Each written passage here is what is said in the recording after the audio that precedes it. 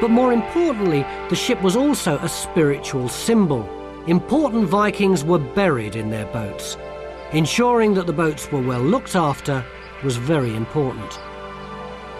Gareth, even with this number of people, I find it hard to believe that you could shift a boat as heavy as this one is by hand across a hill. How do you do it? Well, it's not going to be easy, but what we're going to do is shift it along these wooden runners. These things here? Yeah, so we slide it along the runners. Yeah. It's going to be sort of half lifted, half pushed, and we've got the rope there to drag it as well. And we slide it along the runners. Someone comes behind, picking up the runners once it's been over them, moving them round to the front. We just keep moving and keep moving. I don't understand. Why wouldn't the boat just snag on these things? Well, this is where it gets really unpleasant, because to stop it snagging, the runners have got to be greased. With? Well, there's various things that we can use for that. Lard is one. Butter is another, probably rancid after a couple of weeks on board ship. But what we're going to be using is fish. These things? Yes, that's right. It's pretty absurd, isn't it? A line of fish with a boat sliding down them. We're not going to use whole fish. There's lots of oil and grease in there, but what we're going to have to do before we can use them is mash them up. Oh, gets stinkier and stinkier as you go, isn't it? I'm glad I've got a cold. Right, what do we do with these little sweethearts now? Basically pick them up and smear them on the logs. The thing about these fish is that after 4 days in a box, they were really smelly. You can't imagine how much they stank.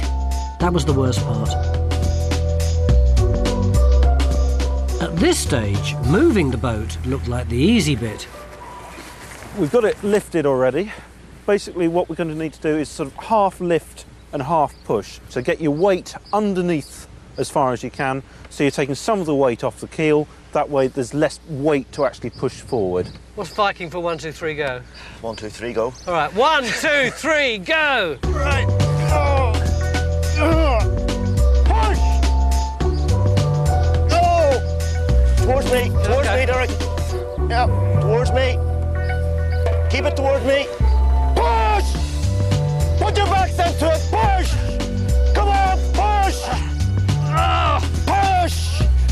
Push! Keep it going, push! Oh, we need some more runners. Push! Push! Push! The whole shoulder fish was sacrificed. Going right. Push! Come on, push!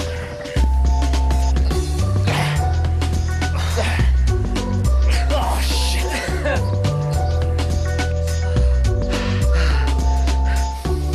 I tell you, that fish grease really does work, but I have to say, that does have to be one of the worst jobs. But it wasn't the very worst. For me, the worst job of all in the Dark Ages was still to come. Oh, I don't want to do this. I really don't want to do this. I said I'd have a go at the worst job of each era myself. So, what's the worst job that the first 1,000 years of British history can throw at me? Building a Saxon house wasn't the most pleasant of tasks. Pull! Being a Viking warrior wasn't all plain sailing. Pull! And the life of a monk wasn't a bed of rosaries. Oh. But there was one job which I reckon was worse than any of those. It was a job where you risked your life for the most basic of foods, where your workplace required a really good head for heights, and where your technical equipment and health and safety were a bucket and a rope.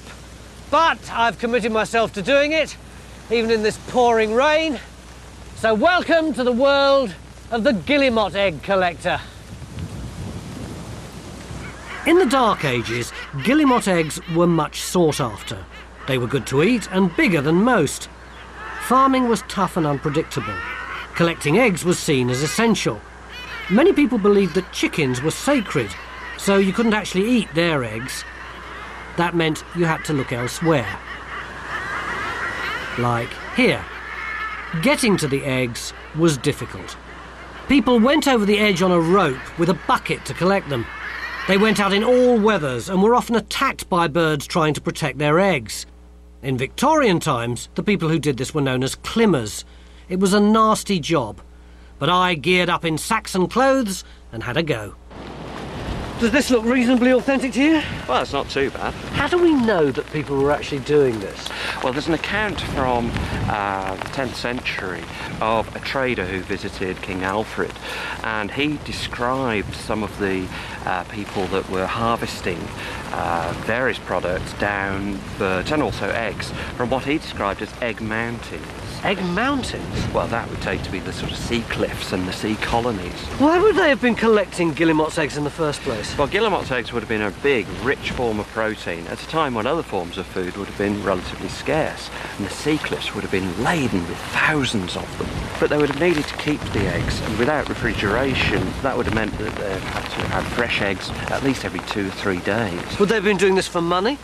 No, this would have been the food that they needed. The biggest battle they faced was to put food on the table, and at some times of the year in a bleak landscape like this, food could be very scarce. So the guillemots were actually nesting in the sheer cliffs? Yes, they tend to nest on ledges, and they get pretty aggressive when you try and take their eggs. So Great. You need to watch out for that. How did the egg collectors get down there? Well, they would have needed to use a handmade rope. Now, there are lots of materials they could have used, but what was very popular was to use seal skin like this, and this would have been cut and braided together to actually make a rope. They could have also, of course, used something like this. And just hang on to it and go down? Well, pretty well. They would have needed to take a bucket with them to collect the eggs in. So you're one-handed? Well, yes. If you think I'm doing it like this, you've got to be mad. Fortunately, I'm going to be able to do it the proper 21st century way. Getting kitted up with modern safety gear didn't really make me feel any better about doing this. I'd chosen this as the worst job in the Saxon period for me. But even on a cliff with very few birds of any description, I was still desperately unhappy when it came to actually doing it. What we need you to do is come down here Yeah, to these ledges. yeah, You're already on the safety system. yeah. Okay. This is Oh, Rick. Jesus Christ. This is Rick. He's going to be your safety man. Yeah. All right. I've never abseiled in my life before. Oh, it's looking down, mate. It's just... Don't look down. Just sort of concentrate on the rope. Oh, Fast. shite. That's okay. Keep looking at me. Yeah. Swing your legs out. Stable. Oh, I don't want to do this. I really don't want to do this. At this stage, I was really glad I wasn't being attacked like the Saxon egg collectors would have been, and that someone was passing the bucket down to me. Someone else had planted eggs for me to find. Even so, I wasn't that confident. Yeah. Oh, I looked down, I looked down, I looked down, I looked down. It was horrible. Oh, can you see an egg? I can see an egg, I can see an egg, I can see an egg. I don't know how the hell I get at it, but I can see... Oh, my shoes come off. Oh, Christ. Oh. There's an egg over here. There's an egg just over here. It's horrible leaning back. And I don't know how I'm going to be able to get it in the bucket without breaking the bloody thing. It's in my wrong hand. God knows how they laid the damn things here. The trouble is, when you're this frightened, all your muscles go shaky and it's hard to handle this thing.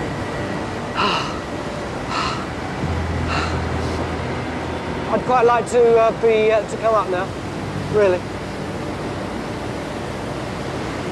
Can I come up? So I had modern safety gear on, a warm hat, a whole team of people helping me, planted eggs, and I wasn't being attacked. Oh, thanks so much. But this was still, for me, the worst job of the Dark Ages. Here's your eggs. I've got 2 of them.